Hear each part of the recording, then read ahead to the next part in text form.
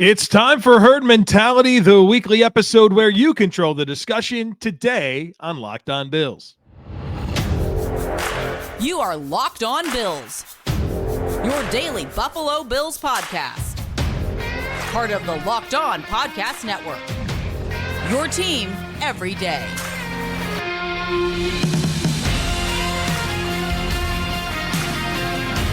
What's up, Bills Mafia? It's Joe Marino, author of Go Bills and Buffalo's Run, also the co-host of the Locked On NFL Scouting Podcast, and I'm your host of Locked On Bills. I want to thank you for making Locked On Bills your first listen every day, and a big welcome and shout out to our everydayers. You know who you are. Those of you who never miss a single episode, I appreciate y'all being here very, very much. I'd also like to invite you to subscribe or follow for free on YouTube or wherever you listen to podcasts. We're part of the Locked On Podcast Network, your team every day.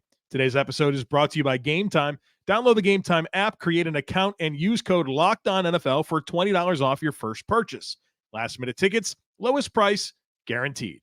Well, folks, excited to do Herd Mentality today. Some good stuff to get into, plenty of questions about the offense and Joe Brady and his influence, some big picture stuff, some things about the defense, the schedule. A lot of good stuff to dive into today. Let's get started. First one here comes from Mike. Mike says Joe Brady is historically a 10 and 11 personnel guy. Assuming that he is a successful long-term offensive coordinator for the Bills, do you see the Bills moving away from 12 personnel once Knox comes back from injury? And if that is a yes, what does that mean for our $14 million a year tight end who is being shown up by our rookie tight end? All right, so a lot of things to kind of dive into here. First of all, Dawson Knox, I don't think is going to be a factor until after the bye at the earliest. So the Bills play the Eagles and then have a bye, and then it's the Chiefs on the road. I think that's going to be your first opportunity to see Dawson Knox if he's ready to go then. So I don't think this is an immediate question, but it's coming pretty soon. Now, I will say this. Quentin Morris played 29 snaps against the Jets in Joe Brady's first game as offensive coordinator, and David Edwards played 8 snaps as a big tight end, in addition to Dalton Kincaid playing like 50-something snaps. So there's going to be opportunity for Dawson Knox to be on the field. I think it's very simple. You look at the 29 snaps that you gave Q Morris, and you give those to Dawson Knox. And I think we're all very jaded right now in our perspectives of Dawson Knox because not only do you have a circumstance where everyone's eager to see Dalton Kincaid and have him be a big part of this offense and develop into a star, right? That's what we all wanted.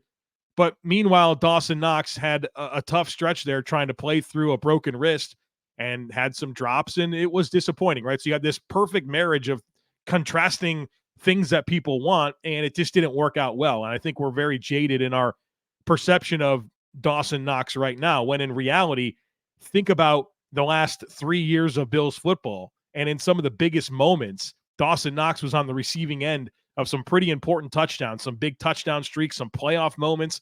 He's a good player, right?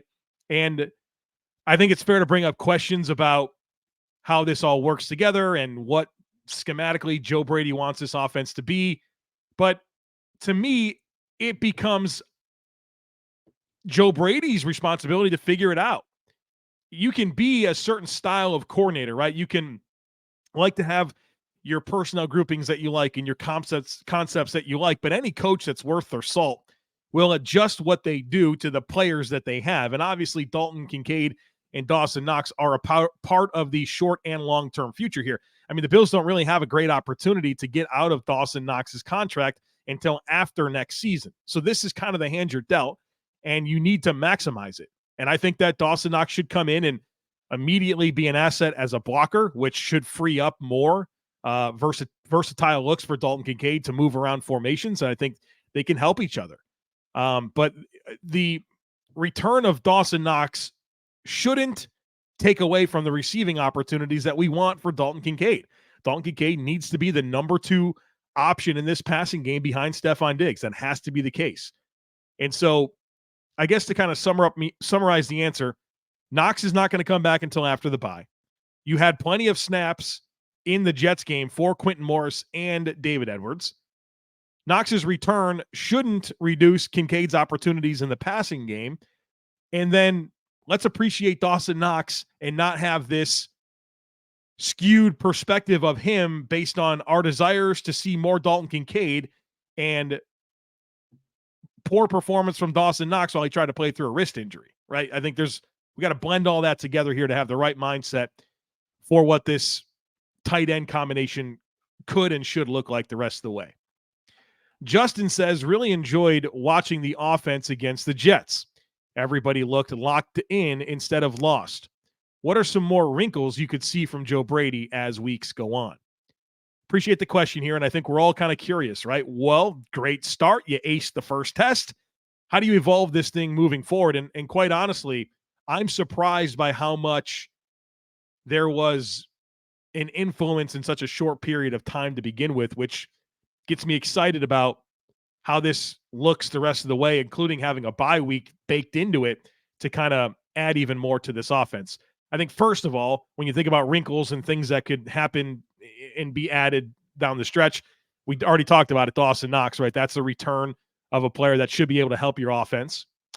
I think there's a conversation to be had about Deonte Harty, and I know his role is very small, and I'm okay with that. I'm certainly not asking for more Deonte Harty, but do you start to think about Andy Isabella as a speed factor for the offense to use horizontally, to use yards after catch type stuff, right? Is there a spot for him in those handful of plays right now that Deonte Harty gets offensively? That's a question that I'm asking. I think you saw Ty Johnson as a new wrinkle already. I know Leonard Fournette is on the practice squad right now, but I think what Ty Johnson did against the Jets kind of pushes off Leonard Fournette for a little while because, well, first of all, I think Ty Johnson just has a better skill set than Leonard Fournette, but also you saw that production happen. And I'd be interested in continuing to find ways to get Johnson the football. He's explosive. He's got good size. He can catch the ball. He can run it. There's a lot to like there. There's a lot more than what Leonard Fournette brings to the table. And so I think that third running back being back into the mix, in addition to Cook and Murray, is something that I'm certainly curious about. I think you've already seen the protection schemes look a lot different. I told you, Joe Brady likes 5-man protections, some 6-man protections. Ken Dorsey, throughout the course of the season, leaned into a lot of 7-man protections at times, even 8-man protections at times. And so that's going to continue to be a work in process. The spread formations that Brady likes, I think you'll continue to see that. But you can run spread with multiple tight ends. It doesn't have to just be 4 receivers. You can do it with multiple tight ends, and they did that, in fact. I think that will continue to happen. And then I think just generally there's just more time to introduce wrinkles, to layer together sequences, and, build your counters off of your core principles. And so I think there's just a lot that can happen the rest of the way that gives me some encouragement for sustained performance and, the Bills being able to kind of get back on track offensively and stay on track offensively. Nick says, how much of a boost might have come from the coordinator change versus a coordinator improvement? That the play calls and tendencies were just a little different, so the Jets couldn't prepare as much. I said this before the Jets game, and I really wanted to hammer it home. The biggest thing that happened in switching from Ken Dorsey to Joe Brady was the fact that there was a change. All right. Ken Dorsey, we're going to talk about him more in the next segment. Ken Dorsey had good wrinkles week over week too, right? I watched the tape. I saw things. I pointed it out in the Discord channel. People saw this, where he built in layers to what he was doing. It wasn't like he was a stale coordinator that didn't have a clue.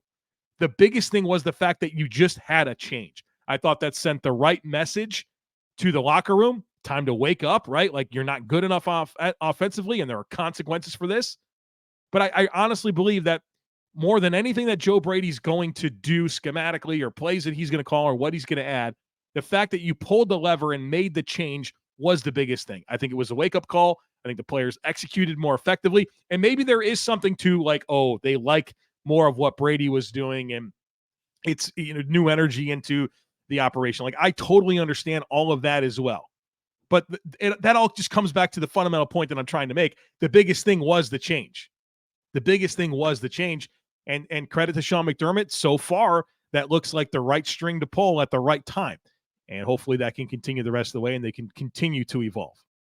All right, we got a bunch more to get into here, including some thoughts on Ken Dorsey. Is Sean McDermott stretched too thin? Plenty to dive into. But look, stick with me. I got to tell you about Game Time. Look, maybe you want to go to a Bills game. You want to go to a Sabres game. There's some comedy in the area, a theater event that you want to check out. Well, head on over to Game Time. Game Time is the fast and easy way to buy tickets for all the sports, music, comedy, and theater events near you. They have last-minute deals. They have all-in prices. So when you go on the app and you see a price, that's the price you pay. There's no additional fees coming. They give you a seat image, right? So you know exactly what things are going to look like when you get to the venue. Love that. The best price guarantee. I mean, simply put, Game Time takes the guesswork out of buying tickets. The app is awesome. They have flash deals. It's easy to navigate. And they send the tickets directly to your phone, so you don't have to dig through emails to find them. So snag the tickets without the stress with Game Time. Download the Game Time app, create an account, and use code LOCKEDONNFL for $20 off your first purchase. Terms apply. Again, create an account and redeem code LOCKEDONNFL for $20 off. Download Game Time today. Last-minute tickets, lowest price guaranteed. The next one today comes from Ryan, who says, is the firing of Ken Dorsey bad process and solely based on a result? I'm not sure if they survive and that missed kick stands if the Bills fire Dorsey. Do you believe they would have fired him anyways? So I would agree with you that if the Bills beat Denver, I'm not convinced they would have fired Ken Dorsey. I'm not convinced of that. I think that would have bought them some more time. Certainly, I wouldn't anticipate Sean McDermott to make a hasty decision, right? He's probably been thinking about this. I'm sure he was frustrated with the offense. We all were, right? And felt like he needed to give Brady this opportunity to do it. And doing that after a win is kind of strange. I don't think they would have fired Dorsey. And maybe we'll look back at it and think it was the best thing that could have happened because you needed to make a change there. Clearly, I think you can listen to the messaging of the players and how the team played and looked and feel like it was the right lever to pull. But I don't think they would have done it if they won that game. Now, I'll say this about Ken Dorsey. I think Ken Dorsey deserves to be somebody's offensive coordinator next year. I think for whatever reason, things got stale and the execution errors didn't stop. But I didn't watch the Bills offense under Ken Dorsey this year and feel like, you know what? Didn't give him a chance. There weren't options. There weren't open players. You know, I think it really did come back to execution. And I know that there's a bigger conversation to be had about that and the culpability of the coordinator. But I think Ken Dorsey's a legitimate NFL offensive coordinator and should coordinate somebody's offense next year. So, but yeah, I do think that if the Bills beat Denver, I'm not sure that happens. I really don't. Chris says, do you think Sean McDermott is being stretched too thin by being the defensive play caller this season? I'm as critical of McDermott as any other fan, and I'm not trying to make excuses for him, but it just seems like this year has been filled with critical game errors that I believe can be traced back to coaching. I wonder if it speaks to McDermott having too much to do during the course of a game, and as a result, some of the minor details are slipping through the cracks. I really don't buy into this, and I've got this question from several people. I did the inventory. More than half of the teams in the NFL, their head coach is also a play caller for them, right? So that this is not an uncommon responsibility that Sean McDermott has taken upon himself. It's most teams do it. More than half do it. And unfortunately, I think a lot of the things that frustrate us right now about the Bills, and I know that we're feeling good after the Jets game, but all the conversations I had last week, they're still very true. These are things that have been going on for a while, right? Like the catastrophic losses aren't a 2023 Bills problem. They're a problem over the years, right? Being out coached in critical situations. It's happened a lot. And it happened when Sean McDermott wasn't calling the defensive plays. You know, I don't think that it's a situation where Sean McDermott is stretched too thin. I think that this has been characteristic, unfortunately, of his football team for a while now. And look, it's held to a different standard, right? It's not like I'm not trying to ignore the success that the team has had. They certainly have had it, but you look at this Bills team through a different lens. It's not a rebuild, right? Your year was this year 7. You have a franchise quarterback, one of the best in the game. Like, you have a different expectation and a different lens that you evaluate Sean McDermott through. And I think because of that, I look at it differently. If this was DeMeco Ryans with the Texans, you'd have different conversations. But that is where it's rooted for me, is that you look at this team through a Super Bowl lens, and we should. And they've earned that. That's a good thing to earn. But I think some of these fundamental issues, being outcoached in high leverage situations, have been characteristic of McDermott, not just this year, but also throughout his tenure. And I think we become more aware of them because this is a long relationship. I mean, we haven't had a relationship with a head coach, for this long since Marv Levy. And folks, I was like a kid when that was going on. I've never been dialed into the same head coach for the Bills for this long. So we certainly have had more experiences together, but we've also seen success together. And I think that kind of marriage of what your team is capable of achieving with a coach that has tenure, it changes the lens. So I think a lot of this stuff has been characteristic for a number of years. And I'm not giving McDermott the crutch of, well, he stretched too thin. It's been going on for longer than this year. Mike says, what do you think about moving Khalil Shakir to wide receiver 2? He seems to be better all around wide receiver, faster with better hands and a better route runner than Gabe Davis. Totally agree with all of what you just said there. And I want to be careful here in terms of putting numbers on wide receivers. I mean, truth be told, if you want to do this, I mean, Khalil Shakir has been a lot more productive than Gabe Davis over the last several weeks, and he's had more opportunities than Gabe Davis over the last several weeks. We've been through it. Gabe Davis has a combined 2 catches in the last 3 games, right? Khalil Shakir is producing. So I think in one hand, you might be able to say that in the pecking order of receivers, Shakir is higher than Gabe Davis. But Gabe Davis is helpful for this team. And you guys know that I am not a Gabe Davis fan. I hope that the Bills do not extend him. I have plenty of criticisms for Gabe Davis. But his presence on the field enables Khalil Shakir to be moved around the formation and play in the slot. His presence on the field helps the Bills' run game.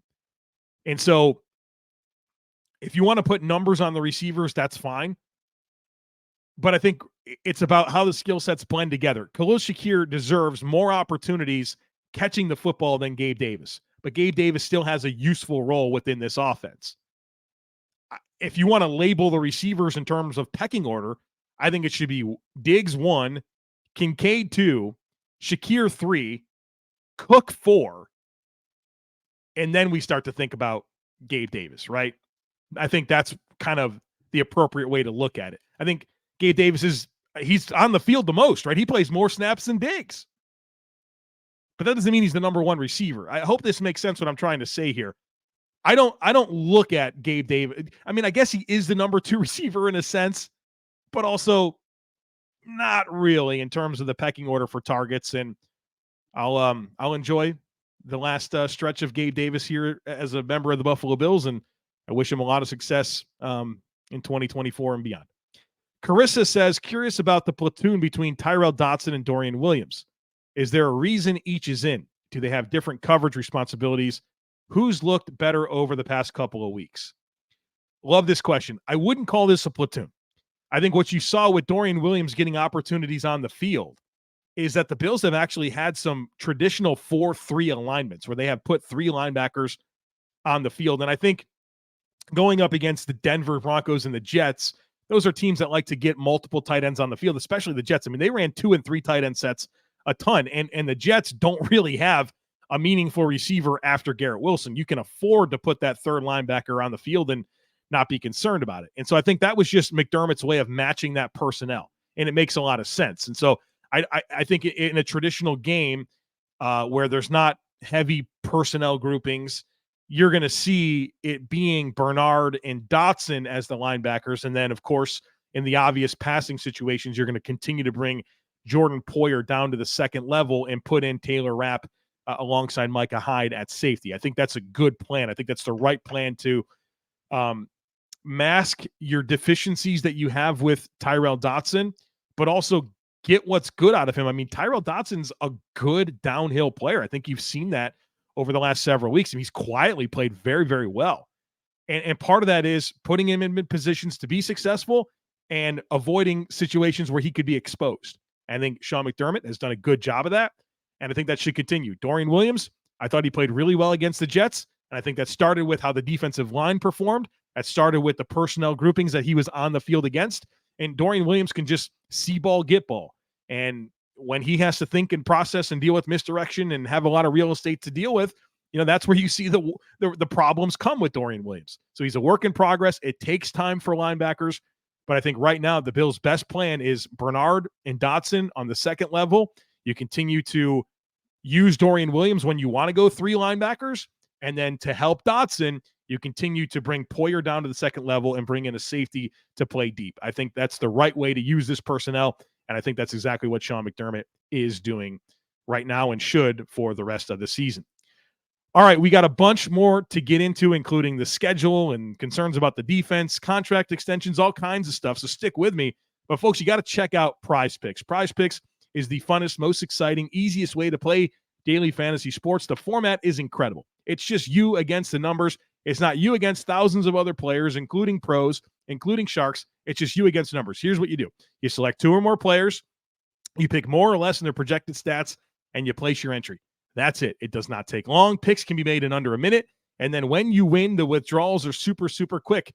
I love watching all these sports right now. Love them even more when I have a Prize Picks entry going into a slate of games. It just makes it that much more exciting. So go to prizepicks.com/LockedOnNFL and use code LockedOnNFL for a first deposit match up to $100. Again, that's prizepicks.com/LockedOnNFL and use code LockedOnNFL for a first deposit match up to $100.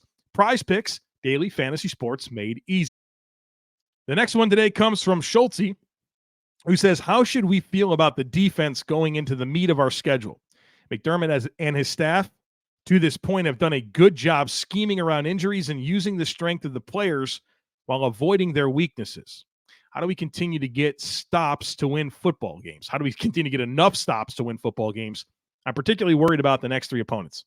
You and me both, Schultze. You and me both. You got the Eagles, you got the Chiefs, you got the Cowboys all coming up. And, man, you need to find a couple of wins here if you can. What are the keys here? Well, I think to your point, I think Sean McDermott has done a pretty good job of scheming around some of the deficiencies. I think having Rasul Douglas in the mix really, really helps that cornerback situation. Matt Milano's not coming back, but they've done a good job with Dodson and kind of Poyer platooning that. To me, I can't help. I think about this all the time. It's the defensive line. That's what it's going to come down to. Can the defensive line win up front? Can they control the line of scrimmage against the run? Can they affect the quarterback? That's what it is going to come down to. Plain and simple. If that happens, everything else will fall into place. But if the defensive line goes out there and can't get pressure and they can't get plays behind the line of scrimmage and they're getting gashed in the run game, it's going to be a long stretch of football. It starts with that defensive line. Everything is about that defensive line. And this is going to sound crazy, but I think one of the key players for the Bills over this stretch is going to be Shaq Lawson. I think Shaq Lawson is a player that is so fundamentally sound, but what he can do against the run and his ability to contain rush is critical. And you have some athletic quarterbacks coming up here in Jalen Hurts, Patrick Mahomes, Dak Prescott. And then not to mention you got Justin Herbert coming. Well, we'll get to Tua and Mac Jones, but I mean, talk about true dual threat quarterbacks. You got them coming. And your ability to be disciplined with your pass rush is going to be critical. And Shaq Lawson does that. And Von Miller better find himself real quick or else he's going to be a liability on the field with his inability to contain rush, his lack of effectiveness overall. Like he can't have snaps. If he doesn't find himself real quick here, then it's every play that he's on the field and Shaq Lawson's not on the field, or every play that he's on the field and AJ Epinesa is not on the field, you are doing a disservice to your operation. So I think Shaq Lawson is going to be critical here. But, I mean, these guys got to ramp up. I mean, and some of these guys are playing good football. Leonard Floyd at Oliver, another gear. Need every bit of production we can get from this defensive line because that's going to be the critical factor. Offensively, the answer for the offense has always just been play better, right? Play better. And so hopefully that'll continue. But defensively, that's where you have some injuries. You've had reinforcements, right? You have Linval Joseph. You have Rasul Douglas. You've kind of figured things out the best you can at linebacker. Everyone's got to ramp it up. And having a healthy tandem of Christian Benford and Rasul Douglas would be nice as well. And I think I think you can still get some more production out of certain players within this scheme as well. So, but it comes back to the D-line. It's all about the D-line. Can they get wins? And Eagles might have the best O-line in football. Chiefs, really good middle three. Their interior O-line, the best in football. Their tackles, a little bit dicey. Cowboys have some studs. I mean, what they're getting from Tyron Smith and Tyler Smith and Zach Martin, really good. So, big-time test. Can your defensive line win? That's what it's going to come down to. Chris has a question here that's going to be quite the tease. Chris says, I am a few weeks late because I wanted to ask you this at midseason. But in June, I asked you what new one-year players you would like to see extended. At the time, you said Leonard Floyd, Poona Ford, and Taylor Rapp, picking Floyd as number one. Well, yes, I would definitely continue with Leonard Floyd as number one in that trio of players. And I got a little time before I really have to give you some hard answers on some of this offseason stuff. But as I can't stop thinking about off seasons, right? That's always part of my thoughts. I think a lot about this offseason and some of the things that I'm going to be advocating for. And I think the Bills need to think about some resets at some positions. And I don't think they need to be super concerned with extensions for aging players. I think they need to get younger.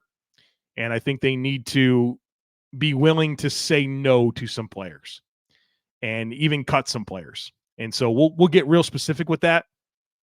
But I think it's time for some resets, and you can't be afraid of it. We saw the Chiefs reset their entire defense, right? Like literally their entire defense. They've reset their entire wide receiver court. Now, has that worked out? No, but they weren't afraid of it, and they won the Super Bowl. They've been willing to reset their offensive tackle position. I think the Bills have to have a real honest look at what's going on here and have some resets so that way they can kind of reestablish a nucleus around Josh Allen and infuse this thing with some young talent. And look, we'll have some bigger conversations about that. But generally speaking, I'm not going to stress about aging veterans and bringing them back. I think it's time you really kind of lean into some younger players and have a plan there to reset some of your salary cap space. Diana says, would you be able to analyze the value that Emmanuel Sanders provided to the offense when he was on the Bills in 2021? I feel like the stability he gave us at wide receiver was something that was kind of overlooked and forgotten about once he left the team. And we were never able to quite fill that hole again. But I would like to see what the numbers actually say. Well, I think the Bills' offense was better in 2021 than it is in 2023 and 2022. So there's that. But I think what I want to get into here with this question is the skill set that Emmanuel Sanders provided. I think that's what's really important here. Because I think if there's a miscalculation that the Bills have had, and there's been plenty, right? And I think if you look at any team, there's been plenty. But one of my miscalculations that really stand out to me when I consider the current state of this team is not being more serious about your wide receiver 2 position and thinking that Gabe Davis is going to be that player. I know Gabe Davis works really, really hard, but he's just limited, right? He doesn't create separation. He doesn't win after the catch. He's a vertical receiver that doesn't have speed, right? He's a clunky route runner. There's too many holes in the skill set. And if you had a more complete dynamic player opposite of Diggs, I wonder what this offense would have looked like over the last few years. Now, Emmanuel Sanders, it's his last season in the NFL, basically. He was kind of done. But I thought that skill set, like the idea of Emmanuel Sanders, like a young Emmanuel Sanders opposite of Diggs, is like a dream wide receiver pairing for me. That speaks to what I'm looking for. I want that number 2 receiver. And Shakir can be the slot and Kincaid can be the number 2 weapon in the offense. But in that number 2 receiver, I want guys that can separate, that can win after the catch, and has some explosive components to their game, a.k.a. not Gabe Davis. And so I'm going to ramp up my draft scouting real soon here. I'm probably going to be pounding the table for a wide receiver in the first or second round. And you better get a guy that can win routes, that can get open, that can create space, because you need a more dynamic skill set there. And you need somebody that you can look at in 2 or 3 years and say, you know what? Yeah, that guy can be your number one. And you got to identify that player real quick. And it's not Gabe Davis. I don't want these big-bodied, clunky receivers that can't turn, that make a living with contested catches. It just doesn't translate. Separation. Need it. Got to have it. Guys that can win routes. Got to have it. That'll be critical in this receiver room. And there's going to be some stuff happening here, because are you going to bring back Trent Sherfield? You should probably cut Deonte Harty. You should probably let Gabe Davis walk.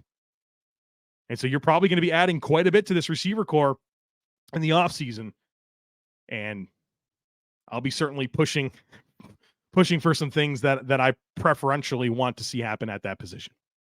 All right, folks, there you have it. Herd mentality in the books. Next up, we start focusing in on a big game against the Philadelphia Eagles. We'll have our crossover discussion. We'll do our primer, final thoughts, all of that coming up here over the next few days as we get ready for Bills-Eagles on Sunday. So don't miss anything. Make sure that you're subscribed. Would love it if you took a second to rate, review, and share the podcast. Have a great rest of your day.